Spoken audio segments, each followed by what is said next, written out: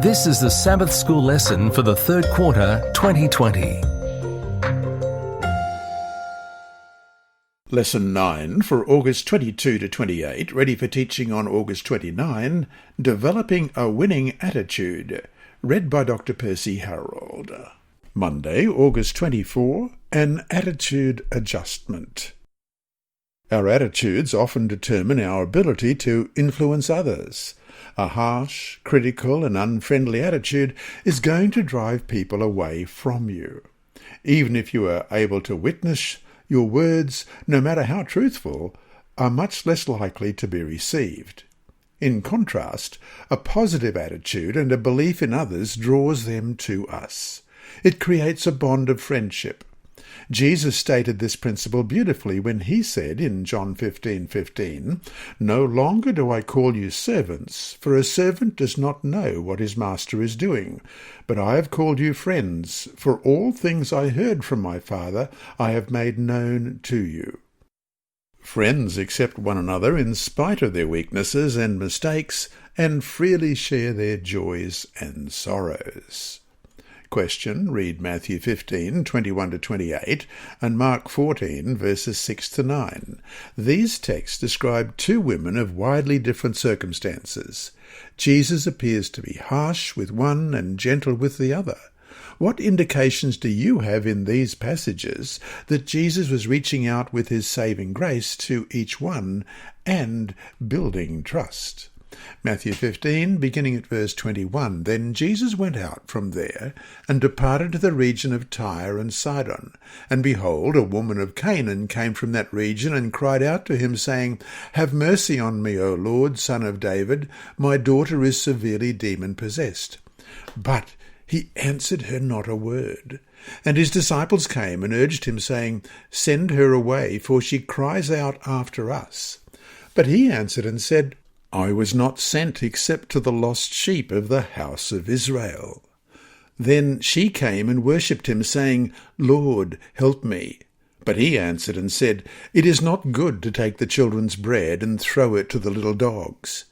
And she said, Yes, Lord, yet even the little dogs eat the crumbs which fall from their master's table. Then Jesus answered and said to her, O woman, great is your faith, let it be to you as you desire. And her daughter was healed from that very hour. And Mark 14, beginning at verse 6, But Jesus said, Let her alone, why do you trouble her? She has done a good work for me. For you have the poor with you always, and whenever you wish you may do them good. But me you do not have always. She has done what she could. She has come beforehand to anoint my body for burial. Assuredly I say to you, wherever this gospel is preached in the whole world, what this woman has done will also be told as a memorial to her. The woman in Matthew 15 is a Canaanite. Jesus intentionally refuses her request initially so that, as she persists, her faith will grow. He eventually grants her desire and then makes an amazing statement that no religious leader in Judea at that time would ever make to a poor Canaanite woman. He publicly says, O woman, great is your faith. He gives her one of the greatest compliments any religious teacher could ever give. Can you imagine how her heart rejoiced and her life was changed? The woman who anoints Jesus' feet with expensive perfume is a Jew. A woman of ill repute, a woman who has failed badly and sinned often, but one who was forgiven, transformed, and made new again. When others criticize her, Jesus compliments her and approves of her actions. He declares, Wherever this gospel is preached in the whole world, what this woman has done will also be told as a memorial to her. And so to finish today, in view of the two stories we have read above, what are the essentials of a positive winning attitude?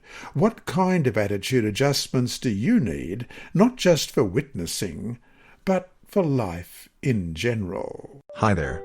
Thanks for watching this video on the Advent-band Ministries YouTube channel. Please subscribe and click the bell icon to be alerted whenever we upload new videos. So, until we meet Him in the clouds, may God continue to bless you. This lesson was read by Dr. Percy Harrold for Christian Services for the Blind and Hearing Impaired, Christian Record Services for the Blind, the Sabbath School Department, and Hope Channel. You can also listen on the official Sabbath School 4 app and the Apple iTunes app, Sabbath School with Percy Harrold. Remember, God is always faithful.